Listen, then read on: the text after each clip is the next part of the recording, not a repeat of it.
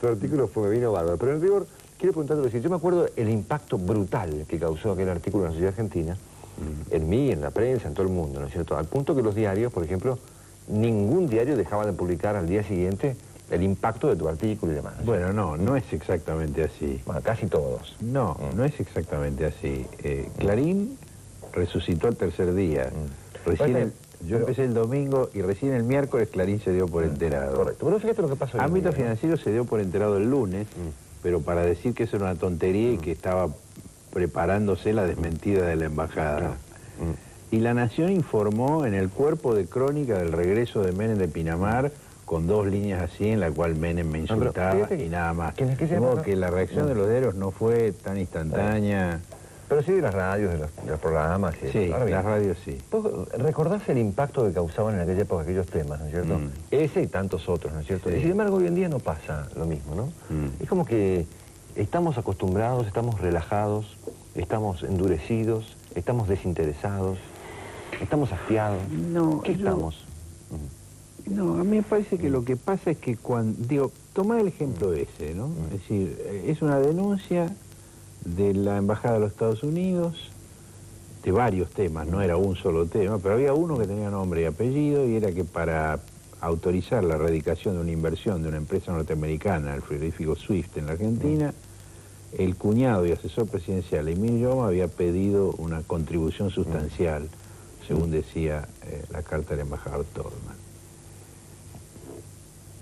Una vez que esto dejó de ser, digamos, investigación periodística mía y pasó a ser causa judicial, el expediente judicial se cerró porque no se pudo identificar al responsable del pedido de coima, es decir, nadie ratificó en sede judicial que había sido Emilio Yoma. Daban descripciones físicas de alguien que se hacía llamar señor Fernández, pero no decían exactamente esto. Y finalmente el juez, que tuvo en última instancia la causa, cerró la causa diciendo una cosa terrible, y es que el presidente Menem y algunos de sus ministros que habían declarado en esa causa no estaban obligados a decir la verdad porque la Constitución protege que los ciudadanos no se acusen a sí mismos. Es decir, no hubo sanción penal porque no estaban obligados a declarar en su contra, pero eso quiere decir que el juez tenía la clara convicción de que eran responsables. Cuando se van sucediendo casos a lo largo de una década y ninguno tiene sanción penal, cuando todo el mundo sabe, cuando el expresidente Menem hasta se permite hacer chistes con el tema y son celebrados dentro y fuera del país. En su última semana como presidente estuvo en una reunión del Mercosur y dijo que los presidentes de los países del Mercosur estaban invitados a visitarlo cuando ya no fuera presidente en Anillaco, y con una gran sonrisa dice, y si no saben cómo llegar les puedo dar una pista. Y todos sonrieron. Es decir, nos está refregando en la cara que nos ha robado a todos nosotros el costo de esa pista en la puerta de su casa. Y digamos, como no hay sanción, como esa causa la investigó la justicia de La Rioja, y la cerró rápidamente. Sí, conozco el caso porque me tocó sí, obviamente de ser. Claro. Como hay impunidad, finalmente la gente escucha una denuncia y, digamos, se ha acostumbrado a que sea como el ruido de la lluvia. Esta misma noche un juez federal, el doctor Liporache, le dictó la exhibición de prisión a Raúl Moneta. Entonces, claro, un ciudadano común, inclusive yo mismo, que no soy un experto en investigaciones vinculadas a la corrupción, digo, bueno, qué sé yo, alguno de los dos no tiene razón. El juez que lo quería meter preso, o este que lo pone en libertad, ¿dónde queda la verdad finalmente, no es cierto? Bueno, ahí en ese tema, digamos, el hecho más... que conocés porque has escrito artículos importantes sobre la cuestión. cuestión. Sí, he escrito mucho sobre el tema, pero me parece que el hecho más significativo en este caso es que en la última semana del gobierno del presidente Menem, la Corte Suprema decidió esto. Pues la Corte Suprema decidió que la competencia le correspondía a la capital federal y no a Mendoza. cuando eran conocidas las posiciones de los dos jueces. Es decir, la Corte Suprema zanjó la situación en favor de Moneta. Claro, eligiendo juez, elegía sentencia. Con un razonamiento realmente discutible, porque el juez de Mendoza tenía una causa anterior. La Corte dice que la causa anterior era por la etapa estatal del Banco de Mendoza y no por la etapa privada. Pero es la causa del Banco de Mendoza.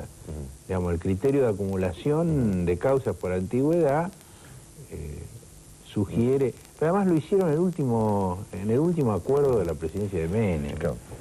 Es decir, bueno, me guardo una pregunta tal vez más importante de este reportaje para la apertura del próximo bloque, pero también en la última semana del presidente Menem se fue a Oviedo, ¿no?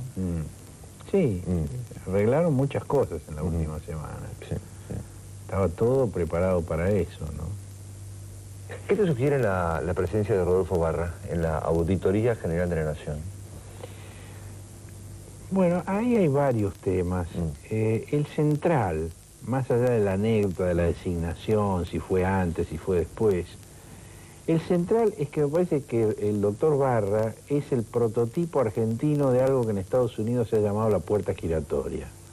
Es decir, el individuo que pasa de la empresa privada al Estado ida y vuelta, y siempre defiende el mismo interés que el de la empresa privada, esté de un lado o del otro lado de la puerta giratoria. Sí, pasó por la Corte, pasó por... No, pero antes pasó por la Corte. No, el doctor Barra era el subjefe de jurídicos de empresas muy importantes, de SADE, de Pérez Compán. No sabía eso.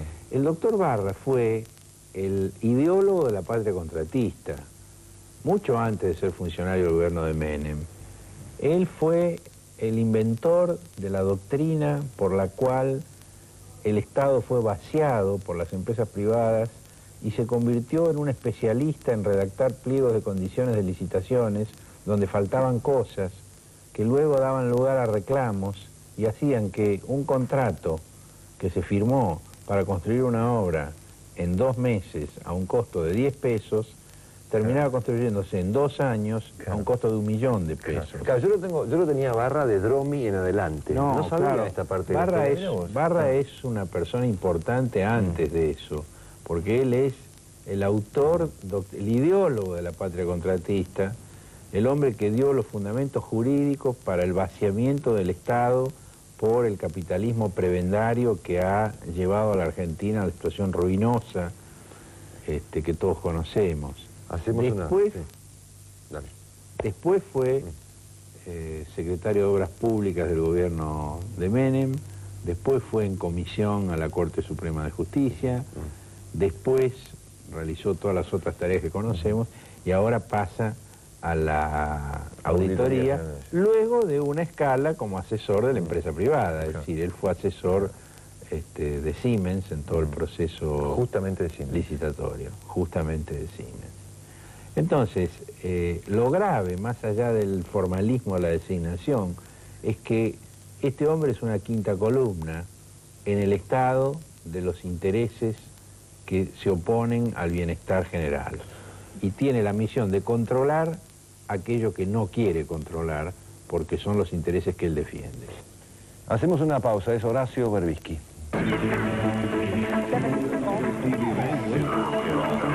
Al mismo tiempo. A mí me llamó la atención, ciertamente, por eso te llamé la semana pasada, que hayan reaparecido simultáneamente 3 asuntos. Bueno, 2 reaparecieron y 1 apareció, ¿no es cierto? Y lo que impresiona es la simultaneidad de las apariciones, ¿no? Alfredo Yabrán, con una investigación muy fuerte que hizo la Nación sobre algunos aspectos oscuros de su vida económica, las cuentas de María Julia Sogaray, recuerda la denuncia que hizo Juan Pablo Cafiero, y la cuestión del lavado de dinero en la Argentina del cartel de Juárez, un cartel muy pesado de México, ¿no es cierto?, involucrando a diversos funcionarios o personajes de la vida económica argentina. Y claro, realmente, del mismo modo que a una semana de la salida de Menem se arregla lo de Moneta, se va a Oviedo, del otro lado aparece de vuelta Yabrán, aparecen cuentas de María Julia con muchísimo dinero, y el tema del cartel de Juárez, un tema muy importante, ¿no es cierto? Parece que hay muchos que en la última semana de Menem quisieron pasar algunas cosas en limpio. No fue solo Menem. Bueno, claro, evidentemente, acá algo pasó, evidentemente, ¿no? Bueno, aparte de simultaneidad, hay otra coincidencia, no solo en el tiempo, sino también en el origen de alguna de estas cosas. Y prácticamente las tres, ¿no? La investigación del cartel de Juárez es una investigación del gobierno de los Estados Unidos, a través de distintas agencias, el Departamento de Estado, Secretaría del Departamento de Justicia, DEA. La investigación de las cuentas de María Julia Alzogaray, según dice Juan Pablo Cafiero, proviene de fuentes internas, una filtración interna de la Auditoría General del Congreso de los Estados Unidos, General Accounting Office, o GAO por su sigla en inglés, y la información sobre Jabran es revelada a la Nación por otros organismos del gobierno de Estados Unidos. Inclusive la DEA, la Nación ¿Cómo dice, la DEA? La Nación acepta inclusive que la DEA es su fuente, o parte de su fuente, ¿no? Bueno, en que están los documentos clasificados por la DEA, ¿no? Claro, bueno, además funcionarios de la DEA le ayudaron a la Nación a interpretar qué querían decir los documentos. Exactamente. Por si no los entendían solos. Claro. Hay una serie de códigos, de siglas que un neófito no entiende. Exacto. Esto pasó todo junto en una semana, en la semana previa a la salida del presidente Menem. Sí, y en la semana anterior o 2 semanas antes se había revelado la presencia en la Argentina de la viuda de Pablo Escobar Gaviria. Exactamente. Cuarto punto. Esto, digo, puede ser una mera coincidencia o puede no ser una mera coincidencia. A mí me recuerda lo que fue el final del gobierno en México de Carlos Salinas de Gortari, que era el niño mimado de Estados Unidos, el hombre que liberalizó y abrió la economía de México, que privatizó todas las empresas, a tal punto era el ídolo del neoliberalismo que le ofrecieron un puesto en el directorio de Dow Jones. Sí, sí, de la editora del Wall Street Journal, nada menos. Y Salinas de Gortari entregó el gobierno en diciembre de 1994. En febrero de 1995 se llevaron preso a su hermano Raúl, acusado por un asesinato de un ex procurador que estaba investigando temas de drogas, y le descubrieron cuentas por cerca de $200 millones a través del Citibank. Claro. Es un dato interesante. Citibank, socio de Moneta. Citibank, investigado en Estados Unidos por casos de lavado también en Pakistán, no solo en México. Citibank, vinculado con la investigación en la Argentina del cartel de Juárez, las transferencias a mercado abierto, la financiera de Aldo Ducler que fue allanada, se hicieron a través del Citibank también. Y Ducler, a quien no habíamos mencionado hasta ahora, no es un personaje marginal del establishment que gobernó la Argentina en la última década. Fue funcionario. Ducler fue jefe de gabinete de asesores del ministro de Economía Rapanelli. En su casa se hacían las reuniones de gabinete económico y él le escribía los discursos a Menem en la parte económica. Y luego participó en la campaña de Duhalde Ortega como asesor económico de la fórmula presidencial del Partido Justicialista. Es decir, un hombre central del equipo Menem-Duhalde que gobernó la Argentina en la última década. No es un perejil cualquiera. El caso de Salinas de Gortari, bueno, su hermano sigue preso, la investigación por lavado está justamente en la General Accounting Office y en comisiones del Senado, del Congreso de los Estados Unidos. Y otro caso que yo he mencionado en el diálogo que tuvimos y en mi nota en página 12 es el de el general panameño Manuel Noriega, que también tuvo protección y después ¡ping! Era el hombre de la CIA en Panamá. Claro, está preso. Y los aviones más modernos destruyeron los barrios más humildes, mataron a 2.000 personas y se lo llevaron a Noriega, lo mudaron a una cárcel en el condado de Dade y lo condenaron a 40 años de prisión. Entonces, digo, toda esta simultaneidad de cosas que ocurren al final, ¿quiere decir que no sabían antes? En el caso de Noriega sabían antes, sin duda, porque era el hombre de la CIA. En el juicio el ejército norteamericano y la CIA admitieron haberle pagado $300.000 a Noriega. Claro. ¿Sabes qué pasa, Horacio? Él dice que eran millones, ellos dijeron 300.000, pero cantidad da lo mismo. Claro. Es que tal vez todo el tiempo se presenta el debate que también se presenta en Argentina y que Estados Unidos evidentemente lo considera, que es el debate entre la gobernabilidad y la impunidad. Es decir, permitimos la impunidad mientras necesitamos un poco de gobernabilidad. Ahora, cuando estás asegurada la gobernabilidad, al demonio con la impunidad te metemos preso. ¿No Me parece que esa es una buena interpretación. Claro. Porque en el caso de Salinas también sabían, tal cual, ya que la canalización de los fondos fue a través del Citibank. Mientras Salinas privatizó, desreguló, lo tenía Pedro Aspe, que era como Caballo, es decir, una cosa muy parecida. En el caso de Menem, digamos, sabían desde el principio, porque las investigaciones sobre Amira Yoma, sobre Emilio Jaján, detenido en Miami, que cuando detuvieron a Emilio Jaján, que el país nadie sabía quién era Emilio Jaján, ATC le dedicó 2 programas enteros en horario central, uno con la mujer explicando que no eran narcolavadores, y otro, el programa más bizarro de la historia de la televisión argentina, en el espacio de Guillermo Patricio Kruger, donde había una foto del señor Jaján, un señor de más de 70 años, pelado, no es realmente un galán de cine, y por teléfono hablando él con Kruger durante media hora. Es el programa más bizarro de toda la historia de la muy bizarra televisión argentina. Entonces sabían lo que ocurría. Cuando se produjo la intervención de Catamarca fue porque había información norteamericana sobre las pistas de aterrizaje que había en esa provincia. Y el gobernador Sadi por eso reaccionó como reaccionó, pidiendo una rinoscopía para el presidente Menem. Es decir, sabían todo. Estaban investigando a Yabrán. Durante años dijeron que no, que a Yabrán nadie lo estaba investigando. Y ahora aparecen los documentos de que sí lo estaban investigando. La palabra era... Ahora, ¿por qué, digamos, permitieron que eso continuara? Digamos, una mezcla entre gobernabilidad, agarrado al gobierno argentino. Gobernabilidad y el gobierno negocios. argentino hacía lo que ellos querían.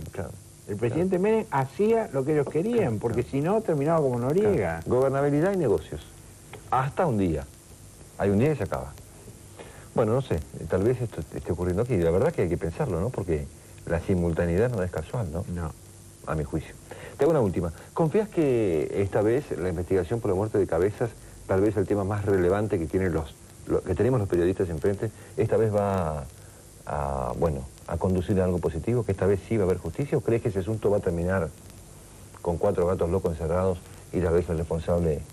Yo me temo...